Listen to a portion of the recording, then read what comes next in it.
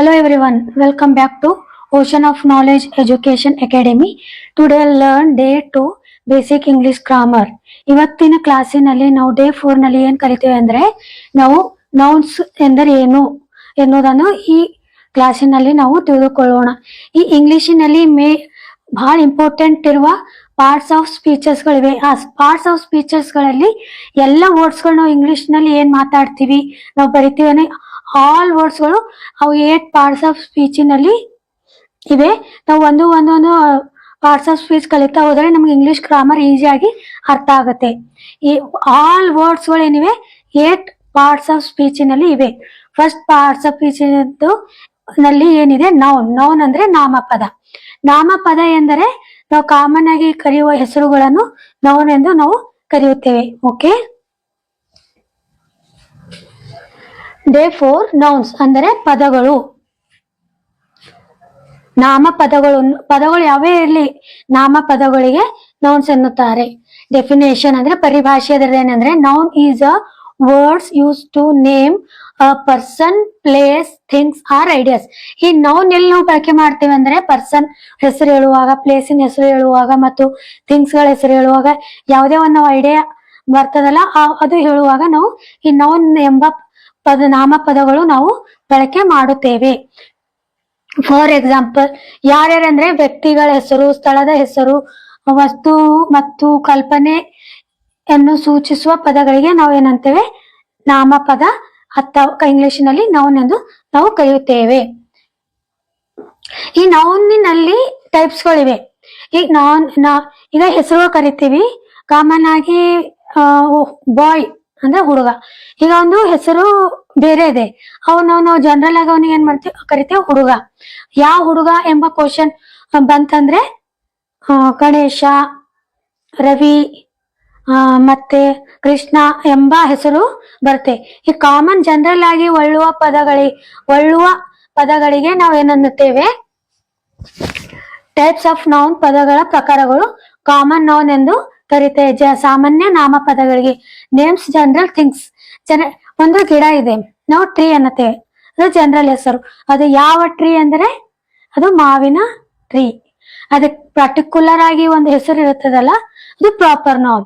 ಈಗ ಜಾಸ್ತಿ ಗಿಡ, ಮರ, ಹುಡುಗ, ಸ್ಕೂಲ್ ಅನ್ನೋ ಜನರಲ್ ಆಗಿ ಕರಿತೇವಲ್ಲ, ಮನೆ, ಗುಟ್ಟ, ಬೆಟ್ಟ, ಅದು ಯಾವ ಬೆಟ್ಟ, ಯಾರ ಮನೆ, ಯಾವ ಸ್ಕೂಲು ಎಂಬ ಕ್ವಶನ್ ಬಂದಾಗ ನಾವು ಹೇಳ್ತೇವಲ್ಲ ಆವಾಗ ನಾವೇನು ಪ್ರಾಪರ್ ನೌನ್ ಅನ್ನು ಬಳಕೆ ಮಾಡುತ್ತೇವೆ. ಕಾಮನ್ ನೌನ್ ಅಂದ್ರೆ ಸಾಮಾನ್ಯ ನಾಮಪದ. ಬಾಯ್, ಗರ್ಲ್, ಸಿಟಿ, ಸ್ಕೂಲ್, ಡಾಗ್ ಇದೆ. ನೀವು ಇಷ್ಟೇ ನೆನ್ಪಿಡಬೇಕು, ಅದು ನೌನ್ ನಲ್ಲಿ ಕಾಮನ್ ನೌನ್ ನಲ್ಲಿ ಬರುತ್ತದೆ. ಓಕೆ, ಹುಡುಗ, ಹುಡುಗಿ, ನಗರ, ಶಾಲೆ, ನಾಯಿ. ಫಾರ್ ಎಕ್ಸಾಂಪಲ್ ಒಂದು ಸ್ಮಾಲ್ ಸೆಂಟೆನ್ಸ್ ಮೂಲಕ ಹೇಳ್ಕೊಡ್ತಾ ಇದೀನಿ. The boy is playing. ಹುಡುಗ ಆಡುತ್ತಿದ್ದಾನೆ. ಈ ಬಾಯ್ ಈಸ್ ಪ್ಲೇಯಿಂಗ್ ಅಂತೀವಿ. ಯಾವ ಹುಡುಗ, ಯಾರ ಮಗ, ಎಷ್ಟನೇ ಕ್ಲಾಸ್ನ ಹುಡುಗ ಅದು ಇಲ್ಲಿ ಏನ್ ಗೊತ್ತಿಲ್ಲ. ಕಾಮನ್ ಆಗಿ ಬಾಯ್ ಈಸ್ ಪ್ಲೇಯಿಂಗ್.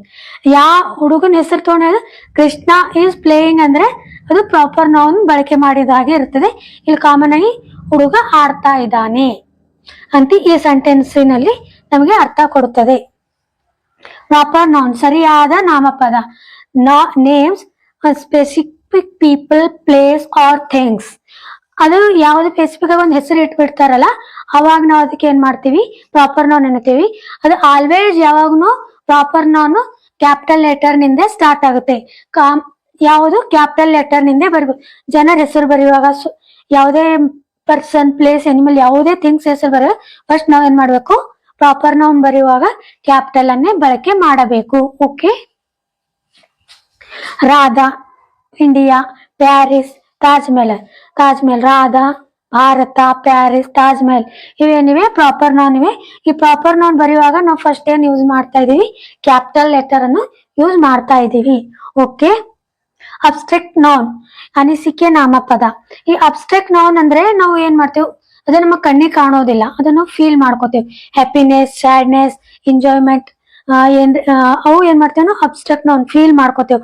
ಕಣ್ಣಿಗೆ ಕಾಣಲ್ಲವು ಫೀಲ್ ಆಗುವ ಪದಗಳು ಯಾವ ಬರ್ತಾವಲ್ಲ ಹ್ಯಾಪಿನೆಸ್, ಸ್ಯಾಡ್ನೆಸ್, ಎಂಜಾಯ್, ಜಾಯ್, ಇವೇನಿವೆ ಅವು ಅಬ್ಸ್ಟ್ರಾಕ್ಟ್ ನೌನ್ ನಲ್ಲಿ ಬರುತ್ತೆ. ಹೊನೆಸ್ಟಿ, ಭಾಳ ನೇಕೆ ಕಾಣುತ್ತದೇನೋ, ಭಾಳ ಹೊನೆಸ್ಟ್ ಅವ್ನ ವ್ಯವಹಾರನೇ ನಾವು ಅರ್ಥ ಮಾಡ್ಕೋತೀವಿ, ಅದು ಕಾಣೋದಿಲ್ಲ. ಕೆಲ್ಸದ ಮೇಲೆ ನಾವು ಡಿಪೆಂಡ್ ಮಾಡ್ತೇವೆ, ಯಾವ್ದು ಕರೆಕ್ಟ್ ಅದ, ಸರಿಯಾಗಿದ್ದಾನ ಇಲ್ವಾ, ಅವ್ನ ಬಿಹೇವಿಯರ್ ಮೇಲೆ, ಅವ್ನ ಫೀಲಿಂಗ್ ಮೇಲೆ, ಅವ್ನ ವಿಚಾರ ಮೇಲೆ ನಾವು ಜಜ್ಮೆಂಟ್ ಕೊಡ್ತೀವಿ. ಅದು ಕಣ್ಣೇ ಕಾಣೋದಿಲ್ಲ.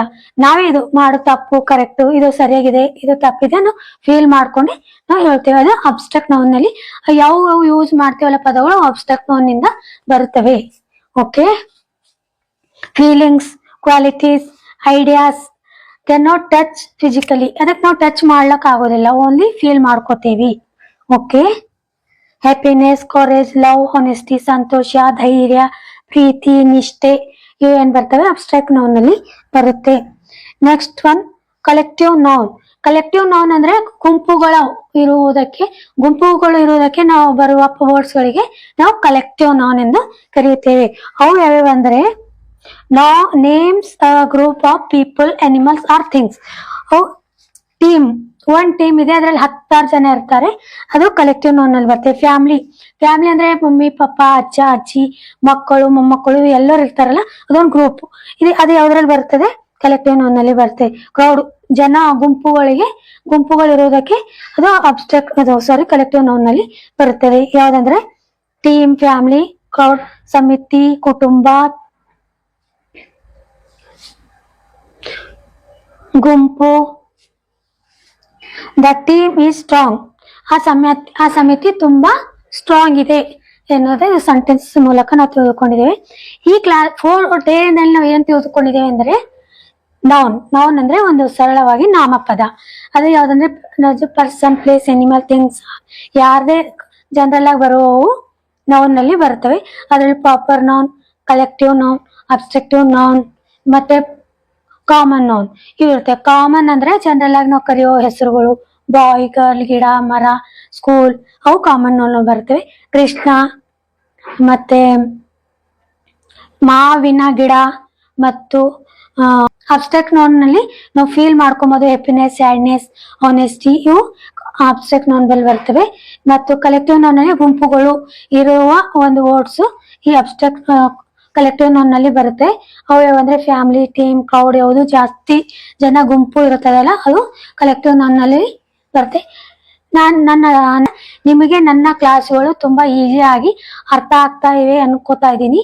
ನಿಮಗೆ ಇನ್ನ ಸರಿಯಾಗಿ ಸರಳವಾಗಿ ಸ್ಲೋ ಆಗಿ ಕೇಳುವುದಿದ್ದರೆ ನನ್ನ ಕಮೆಂಟ್ಸ್ ನಲ್ಲಿ ಹೇಳಿ. ಇನ್ನ ಸ್ವಲ್ಪ ಸ್ಲೋ ಆಗಿ ಹೇಳಿ ಮೇಡಮ್, ಇನ್ನೊಂದ್ಸಲ ರಿಪೀಟ್ ಮಾಡಿ, 2-3 ಸಲ ಓದಿಸಿ ಅಂತ ಏನ್ ಹೇಳಿದ್ರೆ ನಾವು ಅದೇ ರಿಪೀಟ್ ಮಾಡ್ತೀನಿ. ಆದಷ್ಟು ನನ್ನ ಕ್ಲಾಸ್ಗಳನ್ನು ಆದಷ್ಟು ಜನಕ್ಕೆ, ಫ್ರೆಂಡ್ಸ್, ಫ್ಯಾಮಿಲಿಯವರಿಗೆ ಶೇರ್ ಮಾಡ್ತಾ ಇರಿ. ಸಬ್ಸ್ಕ್ರೈಬ್ನು ಮಾಡಿ. ನನ್ನ ಕ್ಲಾಸ್ಗಳನ್ನು ಡೈಲಿ ಅಪ್ಲೋಡ್ ಮಾಡ್ತಾ ಇರ್ತೀನಿ. ವಾರದಲ್ಲಿ 3-4 ವಿಡಿಯೋಗಳು ಬಿಡ್ತಾ ಇರ್ತೀನಿ. ಅದನ್ನು ನೀವು ಕಂಟಿನ್ಯೂ ಆಗಿ ಕ್ಲಾಸ್ ಅನ್ನು ಅಟೆಂಡ್ ಮಾಡಿ ಇಂಗ್ಲಿಷ್ ಗ್ರಾಮರ್ ಅನ್ನು ಕಲಿದುಕೊಳ್ಳಿ. Thank you students.